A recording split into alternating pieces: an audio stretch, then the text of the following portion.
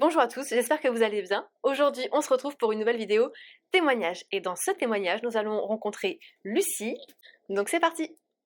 J'ai toujours été un peu en restriction plus ou moins, que ce soit quand j'étais petite avec mes parents ou moi qui me mettais des limites quand j'étais au collège à faire attention. Arrivée au lycée, là par contre, j'étais vraiment à me restreindre, à compter mes calories, à faire du sport, à me peser tous les jours. Et en fait, quand je suis arrivée à la fac, c'est là que ça a commencé à être dans le cercle vicieux, restriction, compulsion, restriction, compulsion. Et ça s'est jamais arrêté depuis la fac. Donc, il y a un an, j'étais retombée sur tes vidéos et ça m'avait fait prendre conscience que c'était pas normal et qu'il y avait quelque chose qui clochait. Et du coup, j'ai mis 6 mois à me décider, à me dire que j'avais vraiment un problème et qu'il fallait que je consulte. T'avais déjà mis des choses en place du coup avant de venir me voir? Ouais, j'avais déjà commencé à me dire que je pouvais manger ce que je voulais, mais sans encadrement, c'était un peu compliqué parce qu'il y avait de la culpabilité. C'est toujours compliqué de mélanger le fait de se dire: «Je peux manger ce que je veux», mais ça me fait culpabiliser derrière. Donc il fallait quelque chose pour, cadrer un peu. Et est-ce que tu as eu l'impression, en réintégrant les aliments, que ton comportement alimentaire il partait toujours en sucette? Ouais, je pense que c'était toujours un peu comme ça parce que, bah, quand il y a de la culpabilité, inconsciemment, on s'oblige à s'arrêter, je pense. Et il y a aussi le fait que, j'étais dans la peur de manquer, même si j'en avais pas ni faim ni envie, voilà.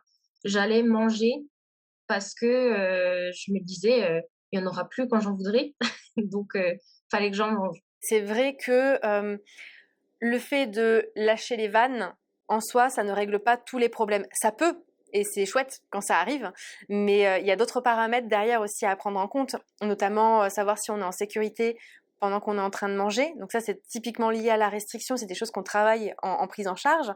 Et aussi le travail sur le comportement alimentaire, parce que si le comportement alimentaire a été un peu détraqué de par les restrictions mentales qu'il y avait auparavant, bah ouais, s'autoriser tous les aliments, c'est cool parce qu'on est moins dans la restriction.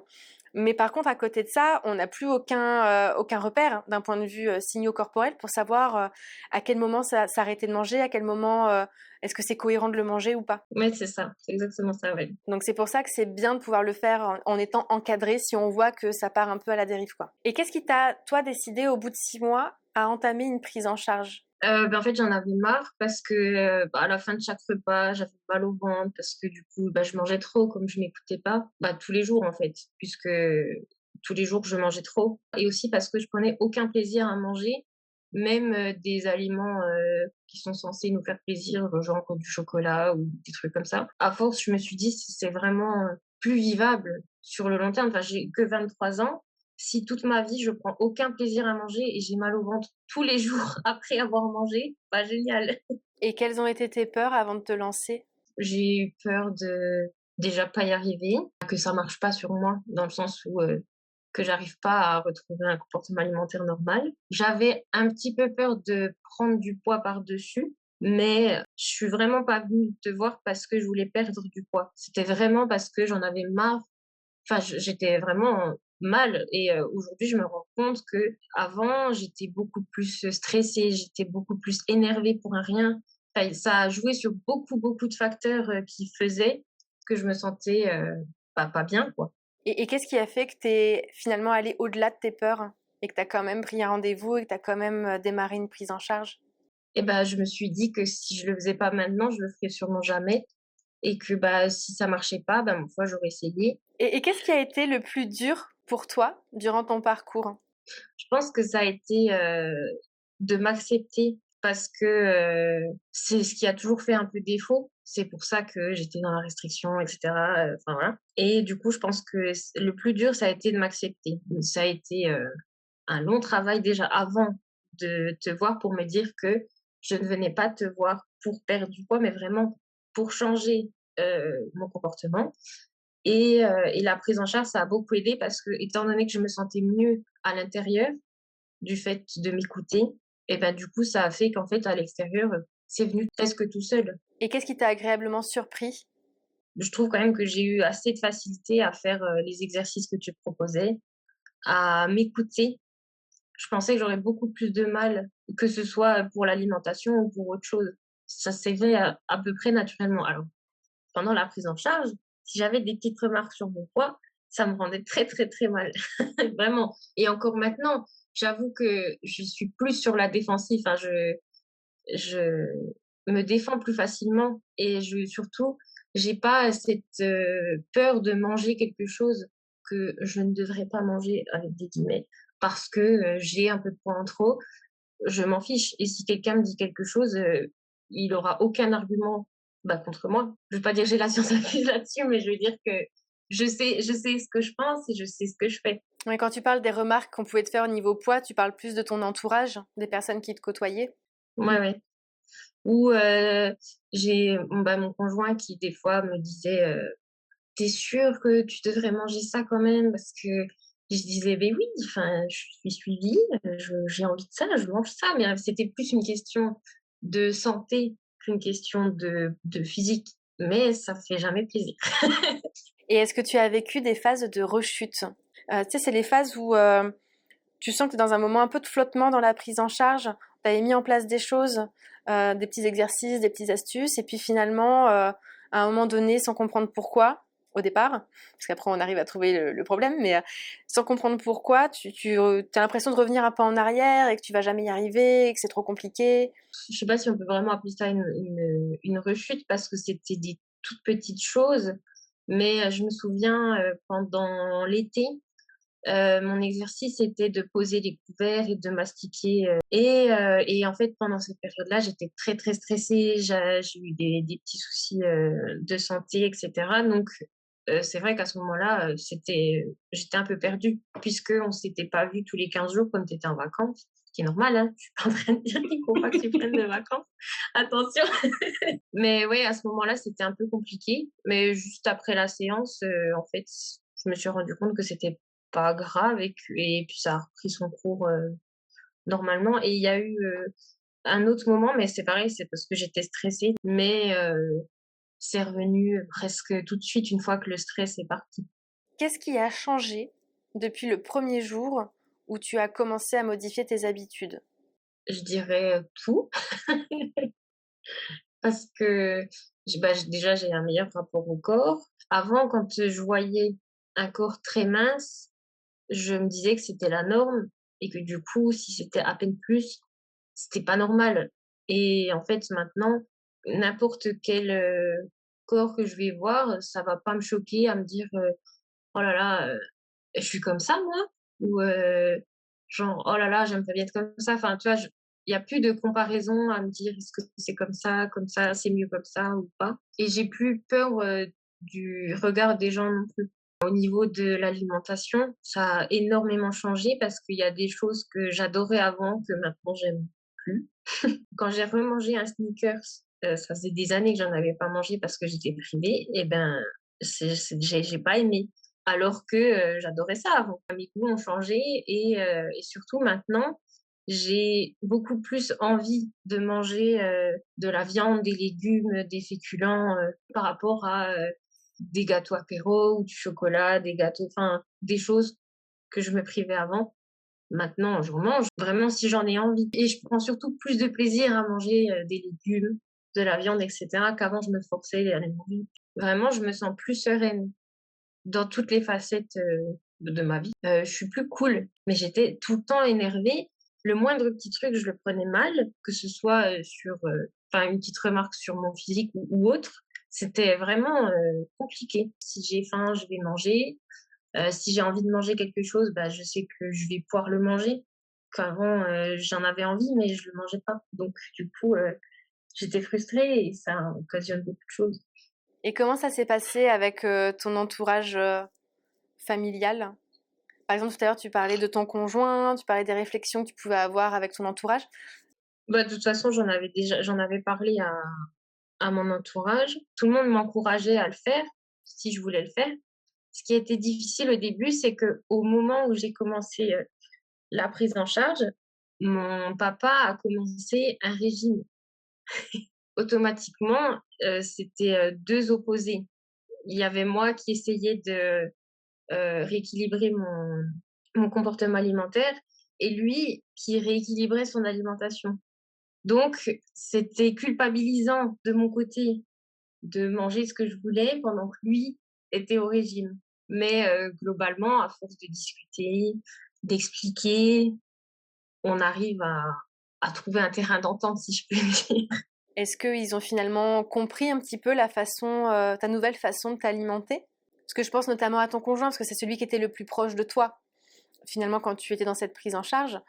Est-ce qu'il a finalement réussi à comprendre quand tu lui expliquais les choses? Parce que je sais que pour les conjoints, c'est pas forcément évident quand il passe d'une personne qui était en restriction, qui faisait attention, à une personne qui est en mode je lâche les vannes complet. Je pense que eux, ça peut leur faire peur et ils peuvent se dire mais qu'est-ce qu'elle est en train de faire quoi. Enfin moi je sais que mon conjoint c'était la même chose, hein. Au début, il me posait beaucoup de questions parce que c'est vrai que c'est enfin, moins commun de lâcher les vannes plutôt que de faire un rééquilibrage alimentaire pour perdre du poids, et cetera. Mais comme il m'a vu aussi pendant 3 ans essayer tous les régimes possibles, faire du sport, et cetera et de voir qu'à chaque fois ça marchait pas, je pense qu'il s'est dit aussi que, pourquoi pas essayer comme ça? Et du coup, j'ai aussi montré des vidéos, que tu as fait. J'ai trouvé d'autres vidéos qui parlent des enfin qui vulgarisent un peu les troubles du comportement alimentaire pour, essayer de faire comprendre ce que je vivais et ça ne peut aller que mieux en étant, pris en charge et puis, bah, maintenant, il y a pris l'habitude et d'ailleurs, ça l'embête parce que comme je mange ce que je veux, il y a beaucoup de choses dans les placards. Mais du coup, lui, il va piquer dans les placards. Combien de temps est-ce qu'il t'a fallu pour voir les premiers changements? Au bout du 1er mois, je dirais, j'avais déjà moins de culpabilité. Et si tu devais parler d'une chose que tu as particulièrement aimée dans l'accompagnement, ce serait quoi? Ta bienveillance. Il peut y avoir une séance où on se dit: «Oh là là, ces 15 derniers jours, ça n'a pas trop été parce que, on a eu des compensations émotionnelles ou autres». Mais à chaque fois que, bah, qu'on finissait les séances, il y avait, que du positif presque. Enfin, tu arrivais toujours à ressortir le positif de ce qui s'était passé les 15 derniers jours par rapport au négatif et du coup, bah, ça permet de se dire plus facilement: «Oui, en fait, ça va, c'est cool». Et aujourd'hui, est-ce que tu dirais que tu te sens libérée de tout ou qu'il te reste quand même des petites choses à travailler? Je pense que je suis libérée de tout. Enfin, au niveau comportement alimentaire, j'ai vraiment plus du tout de problème. Donc en tout cas, tu sens qu'il y a plus vraiment matière à travailler pour l'instant, sur ton comportement alimentaire, sur, le regard, tu peur du regard des autres, ce genre de choses? Non, ouais, non, vraiment pas, je pense que c'est bon. Vraiment. Et à quel moment est-ce que tu as commencé vraiment à te sentir libérée? Bah, c'est pareil assez tôt parce que, déjà le fait d'avoir fait le pas de prendre rendez-vous, je savais que j'allais avoir un poids en moins parce que, j'allais être accompagnée. Donc j'allais pas, être en roue libre à devoir me débrouiller. Enfin, je savais que j'allais être guidée pour, bah, pour atteindre mon objectif de retrouver un comportement alimentaire normal. Je dirais le 1er mois aussi, une fois que j'ai viré la culpabilité, j'étais déjà libérée d'un gros poids. Et quel rapport est-ce que tu as aujourd'hui, à ton corps par rapport à avant? Et ben, je suis bienveillante avec moi. Disons que je passe plus mon temps à me dire, «Oh là là, il y a un peu trop de bourrelet là. Oh là là, il y a un peu trop de ça». Même des cicatrices, que ce soit des vergetures ou autres, c'est là, ben, c'est là, quoi. Enfin, ça fait partie de moi. J'ai plus envie d'infliger des trucs, à mon corps, tu vois? Si j'ai pas envie de faire du sport, je vais pas faire de sport. Si j'ai envie de prendre l'air, je vais aller prendre l'air. Enfin, je vais être vraiment plus à l'écoute de, ce que j'ai besoin. Si j'ai besoin de me reposer, je vais me reposer. Et quel rapport tu as aujourd'hui à la nourriture, par rapport à avant aussi? Et ben, un rapport plutôt sain puisque du coup, je diabolise pas d'aliments, sauf ceux que j'aime pas. On les met un peu à part ceux-là. Et si, la toi d'aujourd'hui avait la possibilité de donner un conseil à la toi d'avant, que lui dirais-tu? Bah, d'être bienveillant envers soi et de pas, enfin de surtout essayer de s'écouter. Si on sent qu'on a besoin d'aide, d'aller demander de l'aide. Pas, être tout seul dans son coin, à avoir mal au ventre tous les soirs parce qu'on a trop mangé et qu'on culpabilise parce qu'on a trop mangé et qu'on se dit que ça changera jamais et puis pourquoi en parler à son entourage puisque enfin, en général, la réponse qu'on aurait, c'est: «Tu qu'à manger sainement et faire du sport et puis ça ira mieux». Mmh. Alors que c'est pas ça la solution.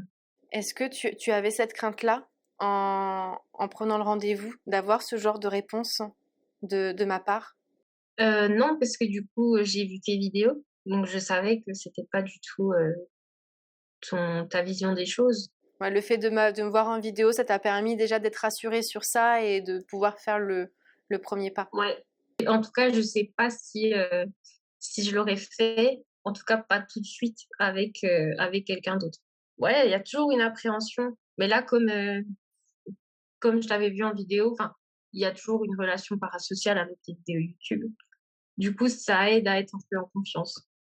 Après, c'est vrai que pour, les autres thérapeutes, il faut pas hésiter surtout, peu importe le type de thérapeute que l'on va voir, on peut jamais vraiment savoir ce que ça va donner. Même je sais, des fois, j'ai des patientes, même si elles m'ont vue en vidéo, il y a toujours quand même des fois l'appréhension de se dire: «Bon, ben, est-ce que ce qu'elle va dire ressemble vraiment à ce qui se passe dans les vidéos ou est-ce qu'elle va me la mettre à l'envers, en cours de route?»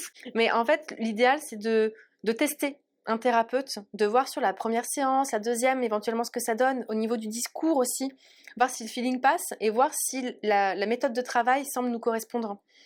Et c'est difficile de trouver le bon thérapeute, enfin le thérapeute qui nous convient dès le premier essai. Donc ça demande de tester et c'est normal de Oui, tester. oui, je pense, Après, c'est oui. vrai qu'avec les vidéos, bah, ça nous permet, voilà, avec les réseaux sociaux, ça nous permet déjà de plus connaître le professionnel et Voilà. savoir à quoi s'attendre.